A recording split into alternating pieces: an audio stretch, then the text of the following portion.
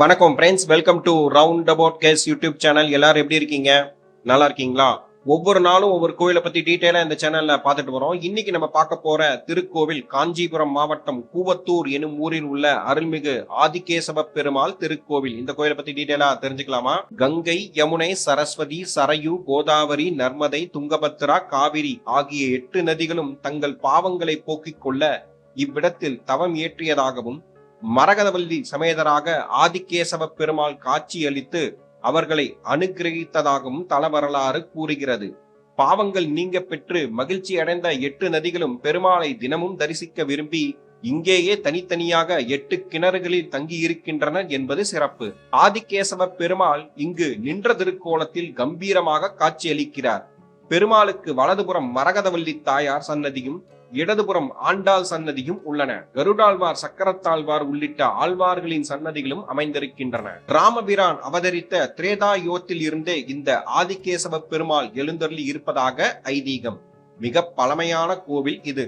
திரேதா யுகத்தில் ஆஞ்சநேயருக்கும் துவாபர யுகத்தில் தர்மபுத்திரருக்கும் இப்பெருமாள் தரிசனம் தந்து அவர்களின் தோஷங்களை போக்கிய தலம் இது என்று நம்பப்படுகிறது. கோவில் பிரகாரத்தில் 8 நதிகளின் பெயர்கள் எழுதப்பட்டு 7 கிணறுகளும் கோவிலின் எதிரே அமைந்துள்ள ஆஞ்சநேயர் சன்னதியில் சரையு நதிக்கான கிணறும் அமைந்திருக்கின்றது. கூவம் என்ற சொல்லிற்கு கிணறு என்று ஒரு பொருள் உண்டு. நதிகள் இங்கு கிணறுகளில் தங்கி இருப்பதால் இவ்வூருக்கு கூவத்தூர் என்ற பெயர் வந்ததாக சொல்லப்படுகிறது. இக்கோவிலின் தல வரலாறை பார்ப்போம். ராம ராவண யுத்தம் முடிந்த பின் ராவணனை வதம் செய்து தோஷம் தீர ராமரும் சீதையும் சிவலிங்கத்தை பிரதிஷ்டை செய்ய எண்ணி ஆஞ்சநேயரிடம் சிவலிங்கத்தை கொண்டு வருமாறு கூறினர். ஆஞ்சநேயர் வர சற்று தாமதமானதால் சீதாதேவி மண்ணை பிடித்து சிவலிங்கமாக பிரதிஷ்டை செய்துவிட்டார். ஆஞ்சநேயர் வந்து சேர்ந்து தாம் கொண்டு வந்த சிவலிங்கம் ஏற்கப்படாததை எண்ணி ஒரு வினாடி சீதாதேவியிடம் கோபம் கொண்டாராம்.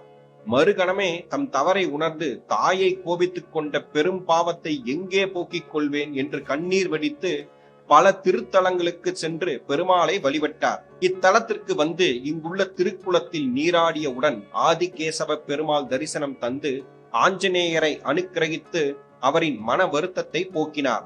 மேலும் கலியுகத்தில் தாயை கவனித்துக் கொள்ளாமல் கைவிடுபவர்கள், அவர்களை தூஷிப்பவர்கள், பொதுவாக பெண்களை நிந்திப்பவர்கள் ஆகியோர் ஏராளமாக இருப்பார்கள். அவர்களின் பாவத்திற்கு இங்குள்ள குளத்தில் நீராடி தங்களை தரிசித்து சரணமடைந்தால் பிராயச்சித்தம் ஏற்படுத்தும் என்று ஆஞ்சநேயர் பெருமாளிடம் வரம் கேட்டு பெற்றதாக வரலாறு கூறுகிறது.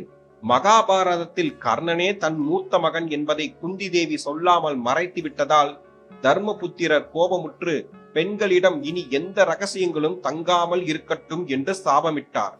பெண்களை சபித்ததால் அவருக்கு தோஷம் ஏற்பட்டது. அத்தோஷம் விலக தர்மபுத்திரர் தன் தாய் குந்தி தேவியுடன் தீர்த்த யாத்திரை மேற்கொண்டார். இங்குள்ள குளத்தில் நீராடி பெருமாளை தரிசித்தவுடன் அவரின் தோஷங்கள் நீங்கியதாக வரலாறு கூறுகிறது. இக்கோவிலின் மூலவர் ஆதிகேசவ பெருமாள், தாயார் மரகதவல்லி தாயார் ஆண்டாள். கோவில் திறந்திருக்கும் நேரம் காலை 6 மணி முதல் 10 மணி வரை, மாலை 5 மணி முதல் இரவு 8 மணி வரை திறந்திருக்கும். இக்கோவில் சென்னை பாண்டிச்சேரி கிழக்கு கடற்கரை சாலையில் கல்பாக்கத்தில் இருந்து 9 கிலோமீட்டர் தூரத்தில் கூவத்தூர் உள்ளது. அருகில் உள்ள ரயில் நிலையம் செங்கல்பட்டு, அருகில் உள்ள விமான நிலையம் சென்னை மீனம்பாக்கம். மீண்டும் ஒரு நல்ல பதிவில் உங்களை சந்திக்கிறேன். இந்த வீடியோ உங்களுக்கு பிடித்திருந்தால் லைக், ஷேர், சப்ஸ்கிரைப், கமெண்ட் செக்ஷனில் கமெண்ட் செய்யவும். நன்றி, வணக்கம்.